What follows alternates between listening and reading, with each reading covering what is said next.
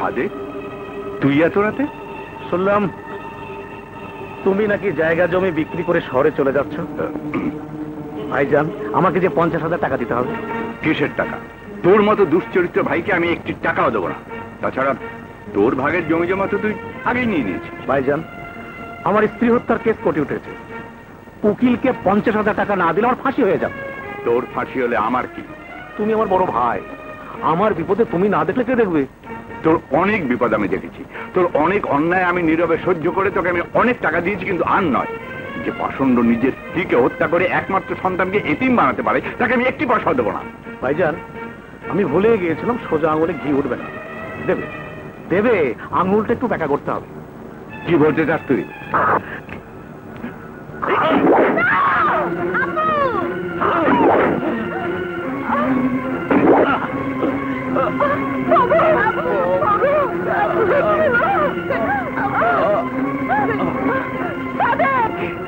ওকে আমি ছাড়বো না, শয়তান।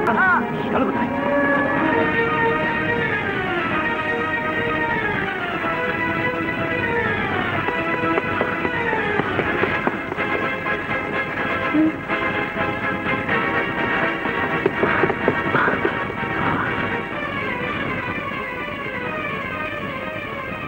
পালিয়ে যাবি কোথায়? তোরা আমার হাত থেকে পালিয়ে বাঁচতে পারবি না।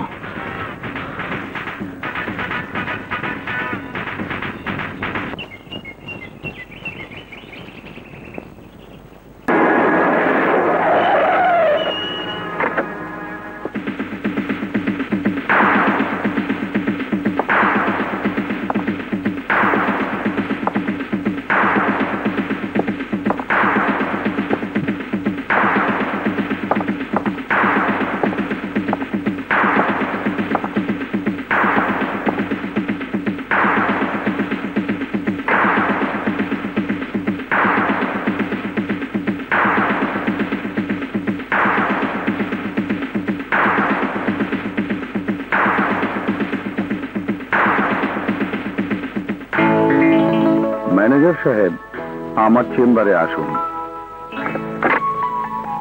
মে I come in? Yes, come in. Sir,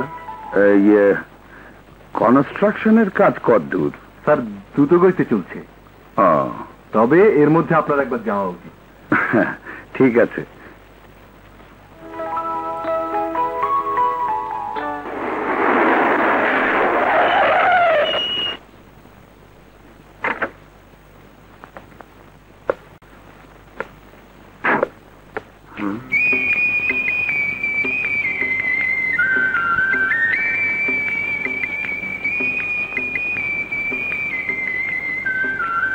অপূর্ব, সব সুন্দরের সেরা সুন্দরী তুমি। তোমার কোনো তুলনা হয় না। কিন্তু তুমি কে? এখানে দাঁড়িয়ে দেখি ওকে পাওয়া যায় কিনা। তোর স্বপ্নের রানী এখানেও নেই, চল অন্য কোথাও যাই। না রে দোস্ত, এখানেও খুঁজে পেলাম না। তাহলে খুঁজে পাবো কোথায়? চল এক কাজ করি। কি? মহিলা হোস্টেলে যাই। মহিলা হোস্টেল? কিন্তু যাবো কিভাবে? আচ্ছা শোন, চল।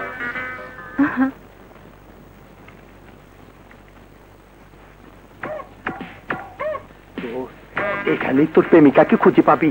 হ্যাঁ,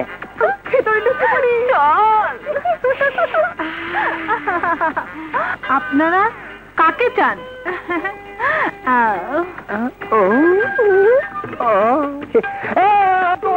মেয়েদের হোস্টেলে ছেলে ঢুকেছে।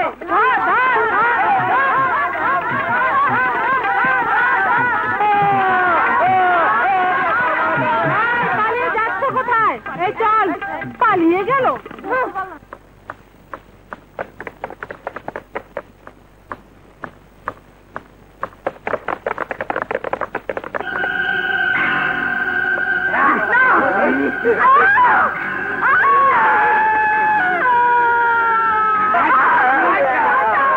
আমি আর মেয়ে সাজবো। ওরে বাবারে, জানে বেঁচে গেছে রে। আল্লাহ রে।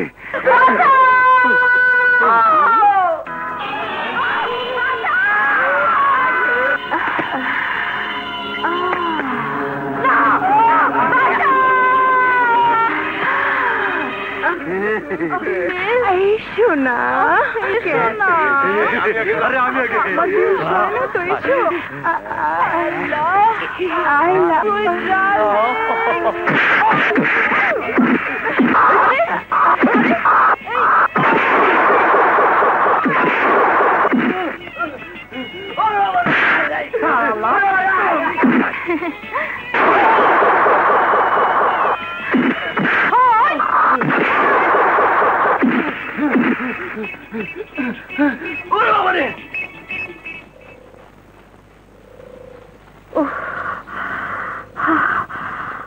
আপনি সময় মতো না এলে আপনি নয়, আমি আপনার ছোট ভাইয়ের মতো। আমাকে তুমি বললে খুশি হব। কিন্তু তুমি মেয়ে সেজেছো কেন? বড় বোনকে ওসব বলতে নেই। আপনি ওদেরকে চেনেন নাকি? না, তুমি সময় মতো না এলে বদমাসটা আমার চরম সর্বনাশ করে ফেলতো। ওদের মনে থাকলে আর কখনো কোনো মেয়ের সর্বনাশ করতে চাইবে না। চলুন আপনাকে পৌঁছে দিয়ে আসি। না ভাই, আমার জন্য তোমাকে আর কষ্ট করতে হবে না, আমি একাই যেতে পারবো। আসি।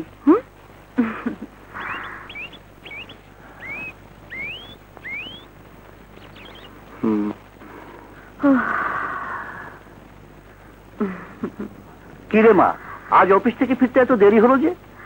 একটা ছেলে আমাকে গুন্ডাদের হাত থেকে বাঁচিয়েছে। ওসব চাকরি বাকরির কোনো দরকার নেই। পারে স্বাধীনতার যুদ্ধে একটা পা হারিয়েছে, তাতে কোনো দুঃখ নেই। কিন্তু এই বৃদ্ধ বয়সে তোকে আমি হারাতে চাই না। যদি তোর একটা অঘটন ঘটে যায় তাহলে তাহলে আত্মহত্যা ছাড়া আমার কোনো উপায় থাকবে না। বাবা। হ্যাঁ মা, পেনশনের টাকা দিয়ে আমি চলতে পারবো। আমার কথা ভেবে তুই তো জীবনটা নষ্ট করে দিস নে মা। তাহলে তাহলে আমি মরেও শান্তি পাবো না। বাবা। হ্যাঁ মা, আমাকে ছুঁয়ে তুই কথা দে। বল তুই বিয়ে করবি। বল মা, কথা দে।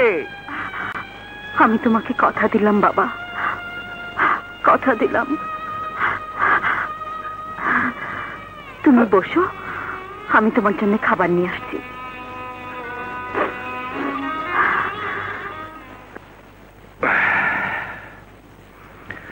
জানি না তুমি কে, কোন রাজপ্রাসাদে তুমি থাকো। গফুর চাচা, বড্ড খিদে লেগেছে, খাবার দাও। আচ্ছা আমি ভাইকে ফোন করছি। ঠিক আছে। হ্যালো, কে? মৌ? ভাইয়া জলদি বাসায় এসো, আমার খুব খিদে পেয়েছে। বেশ তো, খিদে পেয়েছে, তুই খেয়ে নে। বারে, আমি কি তোমাকে রেখে কখনো খেয়েছি? খাসনি, কথাটা সত্যি। কিন্তু আপুমনি, তুই যখন শ্বশুর বাড়ি চলে যাবি তখন এ ভাইয়াকে কোথায় পাবি? আমি শ্বশুর বাড়ি গেলে তো পাগলি কোথাকার। তোমার সাথে আরই কথা বলবো না, তুমি শুধু আমাকে তাড়াতে চাও। হ্যালো মৌ। পাগলিটা রেগে গিয়েছে, বাসায় গিয়ে রাগ ভাঙাতে হবে। ম্যানেজার সাহেব, আমি বাসায় যাচ্ছি। স্যার, তাহলে কাল থেকেই কাজ শুরু করে দেবেন। জি। দাঁড়ান।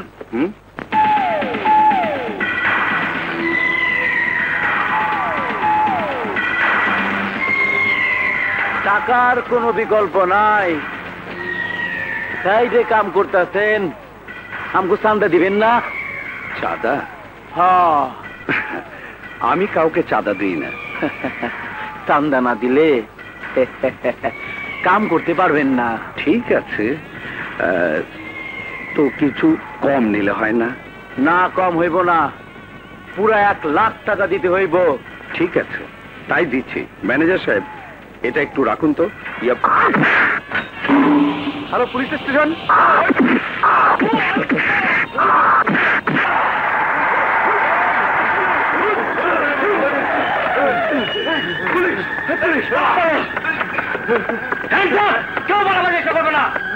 ইন্সপেক্টর সাহেব, এরাই চাঁদাবাজ। এই সবাইকে নিয়ে চলো।